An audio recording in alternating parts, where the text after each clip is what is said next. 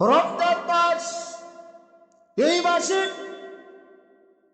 এই 12টা মাসের ভিতরে, 11টা মাসের ভিতরে, 12টা মাসের ভিতরে 11টা মাস আল্লাহ তাআলা আমাদের উপর খাবার দাবার হালাল করে দিয়েছেন, কিন্তু একটি মাস দিনের বেলা খাবার দাবার করা আমাদের উপর হারাম করে দিয়েছেন। যাদের উপর রোজা রাখা ফরজ তারা দিনের বেলা খাবে না।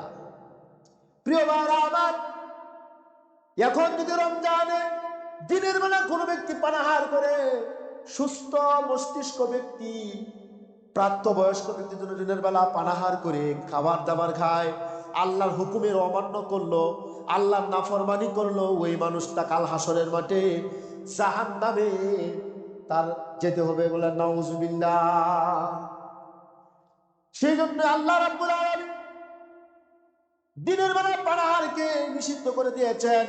সুবহ সাদিক থেকে নিয়ে সূর্য অস্ত পর্যন্ত সম কাকে বলে, সুবহ সাদিক থেকে নিয়ে সূর্য অস্ত পর্যন্ত সকল প্রকার পানাহার, ইন্দ্রিয় তৃপ্ত থেকে বিরত থাকাকে, এটাকে আপনি আল্লাহ রাব্বুল আলামিন হারাম করে দিয়েছেন। এটার নাম হলো রোজা।